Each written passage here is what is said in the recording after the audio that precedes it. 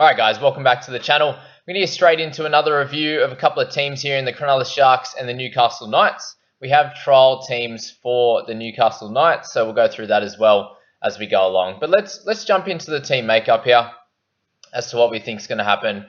I've had a few questions on Will Kennedy, so we'll get into him first. At 377k, priced at 28, he is an interesting prospect, especially when you look at the start of his year last year. He had a lot of scores in the high 30s. One at 40 there, which included 3 tries out of the 7 games, which is nothing crazy, and that puts him at a close to 10 point. That puts him close to being 10 points undervalued at this stage.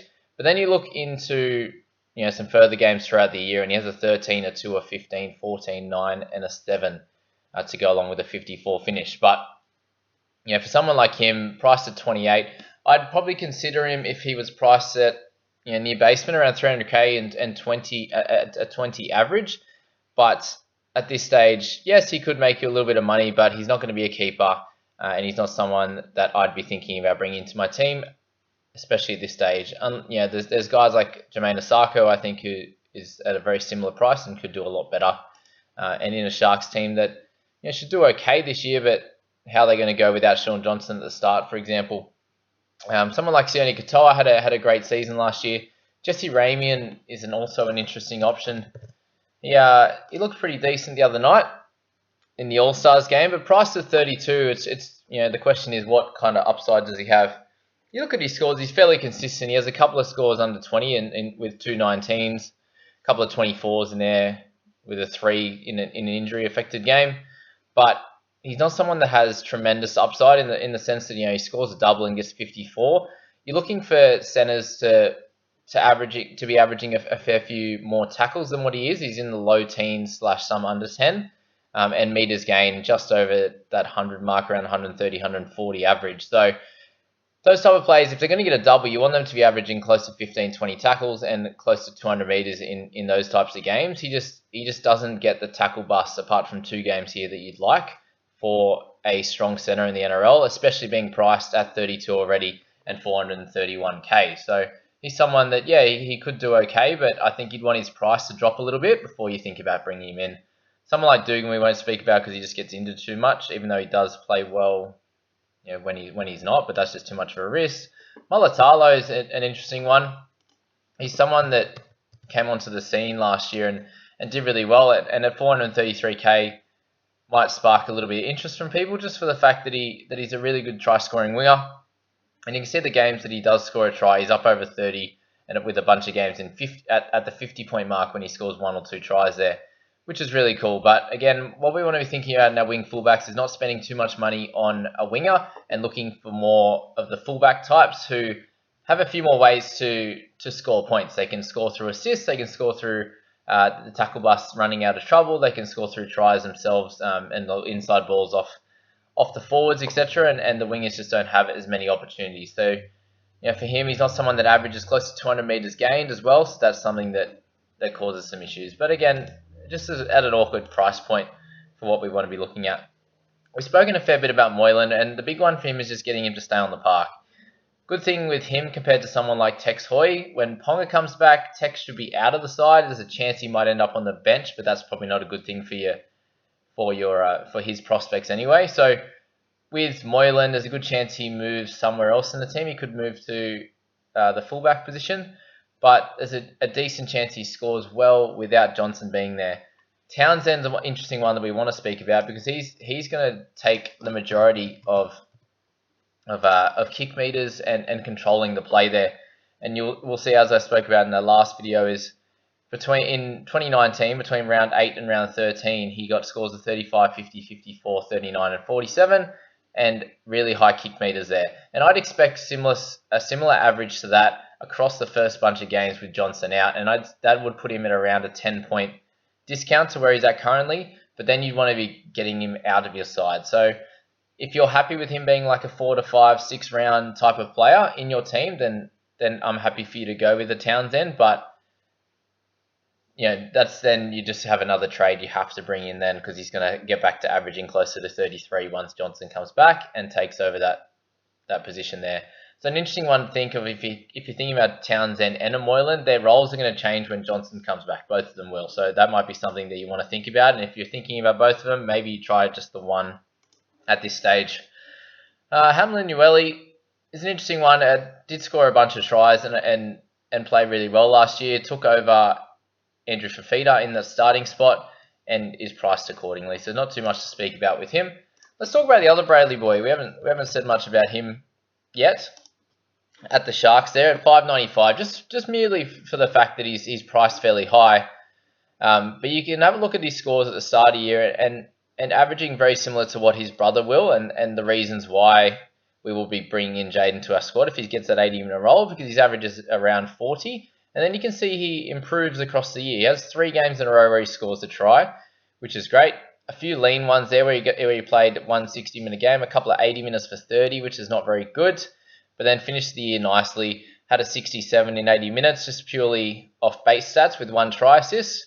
And you can see he has a bunch of that in him. Like he's fairly crafty with the ball and is good at the short passes and working out which way the defender's going and passing accordingly. But I don't see the upside with him. There's a chance he gets closer towards a 50-point player, but he's not going to be for me. Aaron Woods we want to talk about. Nakora has been a great cash cow in the past, but we're not going to go with him this year just because he's priced too high and he's not going to be a season-long keeper. Someone like Wade Graham, again, really good when he's on the park, and one of those who's much better in actual NRL than he is in fantasy. Toby Rudolph is an interesting one to think about before we head on to analysing the bench, and we'll jump in there. He's priced at 41. I had a really good season last year. When we brought him into our team, he was a basement price at 246. I was able to carry him for the first half of the season before moving him on around in round 11 or 12. I can't remember exactly, but did a great job for us and started a bunch of games in interchange. If he's going to be starting at lock, let's have a look at his last few games. So he's had 42 minutes with a try and a try saver for 51, 52 minutes for 43, 45 minutes for 34. And look, I'm expecting him to score around where he's priced. I don't see much increase in his minutes, especially when you got guys like Fafita, which we might talk about in a sec, who looks like he's dropped a lot of weight, obviously, and looked much better in the All-Stars game. So he might be able to get a few more minutes than he did last year, having averaged 38 minutes. So let's look at this bench as we see it now. And Aidan Tolman's going to be someone that's going to command a decent amount of minutes in the middle as well, and could take a few away from someone like Hamlin Ueli. It also is going to depend how their teams are going in certain games. If they're really looking for defense, then you'd want someone like Tolman in the middle to shore that up. If they're looking for a bit of flair, then Hamlin Ueli might play a few extra minutes, for example. But Tolman will be looking for a bunch of minutes, and Jack Williams probably taking some minutes off Rudolph in the middle there, which drops his upside. And Fafita, a bunch of people are talking about him at the moment, and if you just look at his previous years, he's one of our NRL fantasy darlings, as we like to call it, like the Corey Parker types, where it was an absolute out and out gun. And even look at scores last year: 69, 53, 81, 71s, and each year when he does play decent minutes, 50 to 60 minutes, he is an absolute superstar in our game. So if there's a chance that he gets back to that, you can see last year he's had a bunch of games with the interchange of really low minutes. He averaged 38 minutes for the year with a beautiful PPM of 1.08, which is great. So if he can get anywhere closer to 50 minutes, then I think he has at least 10 points of upside. But it's just going to be where he gets those minutes and will he get that in this team, which is pretty well stacked with a bunch of forwards, especially with Tolman coming over. So then we'll just look at the bench there. Oh, sorry, not the bench, the extras. We've got Sean Johnson obviously injured. Out for the first bunch of weeks. We've got Nano McDonald, who's a chance to play on one of the wings if he gets this chance. You got Magoulias as a backup for the back rowers. You got Talakai, who did really, really well last year, but they haven't even got space for him in this predicted team list.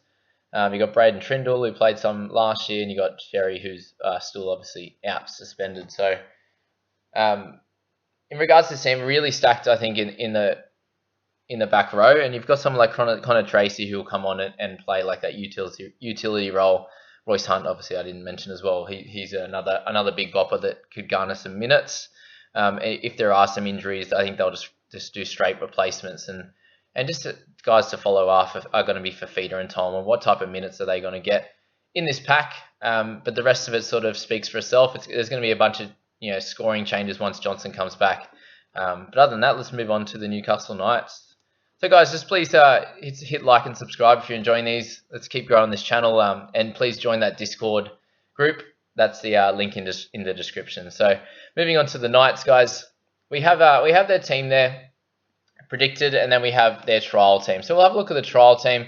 Phoenix Crossland's in at number 6. Kurt Mann's going to come into that position. He had a family thing on for this current weekend, and there's no issues with that. Connor Watson's been named at 13. Barnett's at 12, with Lachlan Fitzgibbon being out for a while. So that gives Connor Watson a huge runway to average at least 50 minutes, I think, and score really well and be one of the better cash cows along with guys like Jacob Little, etc. But you look at their bench, they've got Chris Randall on there at the moment, which could be bad for Brayley, but we're going to have to wait until round 1 to see if they're going to actually use him on the bench and not have Brayley playing 80. If Brayley's not playing 80 minutes, then I don't think he's a good option. He needs that 80 minutes to average 40 or just above and do really well there. But yeah, there's not too much change in this team list here compared to what the predicted one is. So we'll jump back in here. We spoke about Tex. It looks like Ponga might not be out for more than 3 to 4 weeks, and I don't think that he's going to be a great option if that's the case. Someone like Bradman Best had an amazing start to last year and then fell away a little bit as the season went on, and he did have an injury as well, but he's someone that I can see being one of the top 3 to 4 guns in the centre position this year, so he's probably someone you're going to want to have at some point across the year. Kurt Mann, the question is going to be how long is he going to get that position? Blake Green's there, and they played really well when Green played, so where will Kurt Mann play? That's going to be the question. There's a good chance he ends up on the interchange bench as the utility, and that would be an issue for his stocks in the game. Mitch Pearce, I had him at times last year. He's going to be a serviceable half in sort of that 7th, 8th, 9th best half, and not something you want to be starting with. Daniel Saifidi's done fairly well, and we'll go through him there. But at 655k, he's not going to be one of the top guns.